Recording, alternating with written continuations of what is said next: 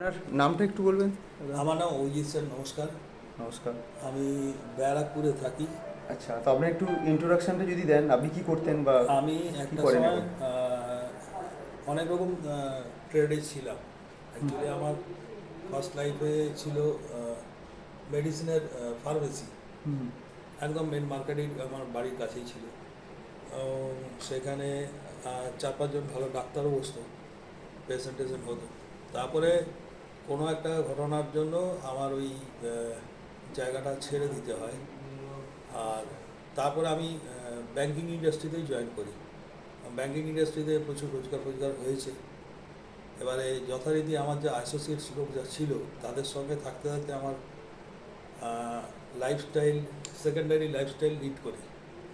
এই secondary lifestyle regular lead করতে করতে কয়েক বছরের মধ্যে আমার অনেক রকম ফিজিক্যাল ইস্যুস চলে আসে, হেলথ ইস্যুস চলে আসে, সুগার, প্রেসার, থাইরয়েড, মানে অনেক রকম সমস্যা চলে আসে। অনেক রকম সমস্যা চলে আসে, হার্টের সমস্যা চলে আসে।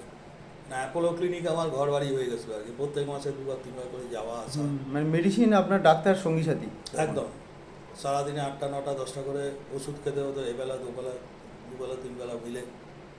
তো ডাক্তারবাবুরা বলতো যে ওজন কমা আর ওষুধগুলো বন্ধ করবেন না, যতদিন না ঘাটে যাচ্ছেন ততদিন পর্যন্ত ওষুধটা মানে হোল লাইফ রেখে খেতে দিতে হবে। হবে। হ্যাঁ। তো ওষুধ বন্ধ করলে আপনিও বন্ধ হয়ে যাবেন। তো সেইভাবেই চলতে চলতে আমি বেরিয়ে আসতে পারছিলাম যে কীভাবে নিজের ওজনকে কমাবো, এনার্জি বাড়াবো। তবে একজনের কথাতে অনেক দিন ধরে বলতে বলতে বলতে বলতে তারা বললো মেডিসিন ছাড়া আমরা কাজ করি, একটা কমিউনিটিতে যোগ দিলাম। জায়গাটা আমার ভালো লেগেছিল।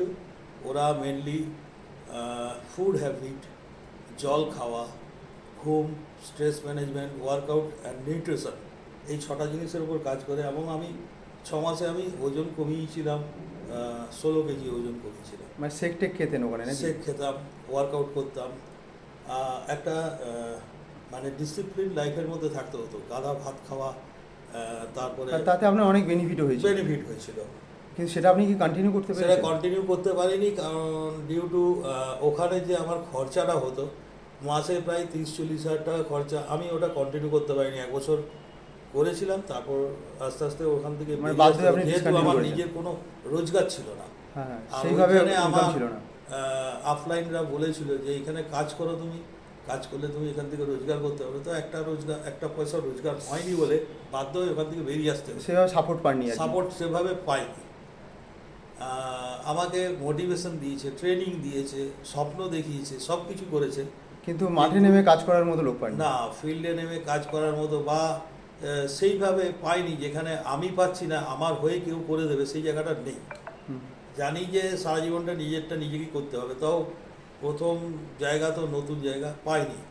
তো তারপরে একজনের মাধ্যমে এই একটা টেকনোলজির সন্ধান পেলাম, এবং যেহেতু হেলথ অ্যান্ড ওয়েলনেস নিয়ে বাকি জীবনটা থাকবো বলেই মনে করেছি, তো সেই জন্যই আমি মানে আমাদের তেরাস যেটা বলছেন। টেরাহাজ বলে একটা টেকনোলজি আছে, আমার খুব ভালো লেগেছে, কিছুটা জেনেছি, তাই এই জায়গাটাতে জয়েন করেছি। এবারে আপনাদের শুভেচ্ছা আশীর্বাদ থাকলে আমি আশা করি উন্নতির জায়গায় যেতে পারবো। আপনাকে অনেক শুভেচ্ছা, এবং আমরা উইশ করি যে আপনি আগামী দিন Thank you. সাকসেসফুল হবেন, ঠিক আছে? এবং আমরা সবসময় আপনার পাশেই আছি, মানে লাস্ট পর্যন্ত। Thank you sir, thank you. ঠিক আছে।